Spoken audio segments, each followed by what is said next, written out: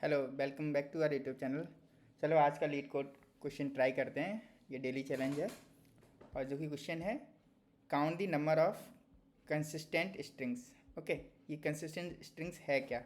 सो हमें क्या दे रखा है, एक स्ट्रिंग दे रखी है अलाउड, जो कि consisting of distinct characters and an array of string words. ठीक है, a string is consistent if all the characters in the string appear in the string allowed. ठीक है, इसका कहने का क्या मतलब है कि सारे करेक्टर, जैसे अगर इस एग्जांपल में ये देखो तो ये जो है, 1 मिनट, यप, सो मिनट,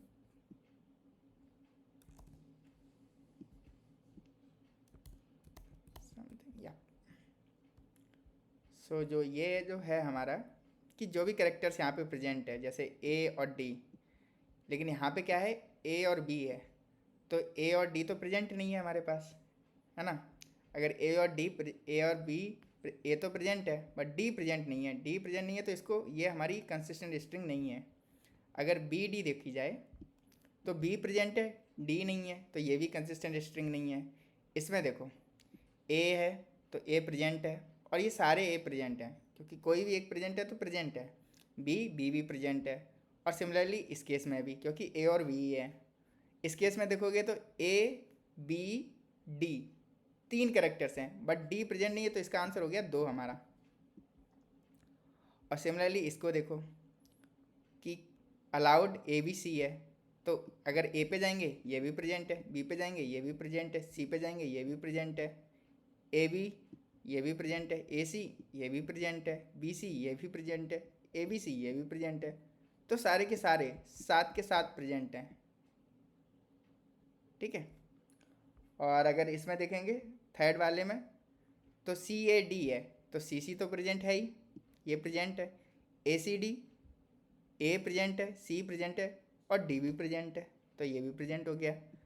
बी, बी नहीं है प्रेजेंट। बी ए, ये भी नहीं प्रेजेंट है क्योंकि बी प्रेजेंट नहीं है। बी ए सी, बी ए सी क्या है, बी प्रेजेंट नहीं है फिर से, तो ये भी नहीं प्रेजेंट होगा, है ना। फिर ये प्रेजेंट नहीं है। B A D, B A D फिर से भी आ गया, तो ये भी प्रेजेंट नहीं है। ए सी, हाँ ये प्रेजेंट है, डी हाँ ये प्रेजेंट है। तो कितने प्रेजेंट हो गए हमारे पास, 1 2 3 4, तो 4 हमारा इसका आंसर है। अब इसको सॉल्व कैसे करना, ठीक है, तो समझते हैं कि इसको कैसे ट्राई कर सकते हैं हम। हमें चाहिए रहेगा एक वेक्टर जो कि स्टोर करेगा ऑल दी डिक्शनरी। ठीक है, लेट्स से ये 0 1 2 3 4 टिल 26, ये सारे जो कैरेक्टर्स हैं उनकी फ्रिक्वेंसी को स्टोर करेगा। ठीक है, इनिशियली सारी वैल्यू 0 है, तो जैसे फर्स्ट केस में जाओगे, ए हमारे यहाँ पे आएगा, तो इसको हम प्रेजेंट कर देंगे 1, और बी आएगा, बी इसको भी कर देंगे 1। तो अब उसके बाद हम इन सब में इटरेट करेंगे एक बार जाके। लेट्स से कि यहाँ पे ए और डी है, तो पहले हम ए पे जाएंगे, ए चेक करा क्या ये प्रेजेंट है, और बाकी सारे 0 हैं। ठीक है, इस केस में बाकी सारे 0 हैं, यहाँ पे जो भी that that that dash 0।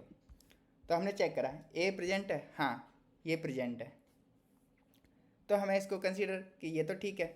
D है, डी हमारा 0 आ गया, जैसे ही हमारा 0 आया, यहाँ पे डी देखेंगे ना इस पॉइंट पे, तो डी हमारा 0 है, दैट मीन्स ये प्रेजेंट नहीं है, इसको हम कंसीडर नहीं कर सकते, है ना। बी डी पे आए, बी देखा प्रेजेंट है, ठीक है, डी फिर से प्रेजेंट नहीं है, तो फिर इसको भी कंसीडर नहीं कर सकते। और ऐसे ही ए ये वाला है, इसको भी चेक करेंगे।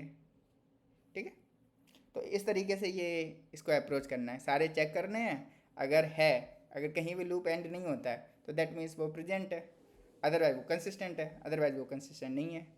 चलो इसका कोड देखते हैं। ठीक है, इसका कोड बहुत सिंपल है। एक डिक्शनरी बनाएंगे जिसमें हम ये स्टोर करेंगे कौन कौन से करेक्टर्स प्रेजेंट हैं। मैंने इसको बनाया है इंट टाइप का, इसलिए बनाया क्योंकि हम आज की वैल्यू को स्टोर कर रहे हैं। ए से माइनस कर देंगे तो वो आज की वैल्यू आ जाएगी। ठीक है, और हम क्या करेंगे, अलाउड में इटरेट करेंगे, और डिक्शनरी में आई माइनस ए, इससे क्या कह रहे हैं कि हम 0 to 26 वाली रेंज में आ जाएंगे इस कंडीशन से। तो इसको हमने इसलिए लिया है। फिर एट द एंड क्या करना है, हमें आंसर डिक्लेयर करना है और एक फ्लैग। फ्लैग क्या है, हमें बताएगा कि क्या ये वर्ड कंसिस्टेंट है या नहीं है, ठीक है। तो फ्लैग को इनिशियली तो 1 है, हम मानते हैं कि हाँ ये वर्ड कंसिस्टेंट होगा। उसके बाद हम चेक करेंगे हर वर्ड में जाके, और अगर ये फॉल्स आया, मतलब वैल्यू 0 है डिक्शनरी में, वो कैरेक्टर प्रेजेंट ही नहीं है, दैट मीन्स वो फ्लैग तो 0 हो जाएगा क्योंकि वो वर्ड नहीं ले सकते, और ब्रेक कर देंगे। और आंसर में ऐड करेंगे। अब फ्लैग 0 है तो 0 ऐड होगा, 1 है तो 1 ऐड होगा।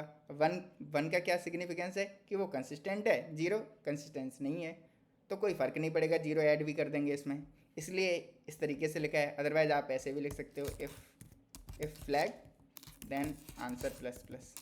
This is also true, this is same, this line and this line is same. तो दोनों तरीके से कर सकते हैं, और एट दी एंड हमें आंसर रिटर्न करना है तो हमारा आंसर आ जाएगा। होप आपको समझ में आया होगा, और ये काफ़ी सिंपल क्वेश्चन है। तो कोडिंग करते रहिए और चैनल को सब्सक्राइब कीजिए, डेली आपको वीडियो मिलेगी। Bye bye, keep coding.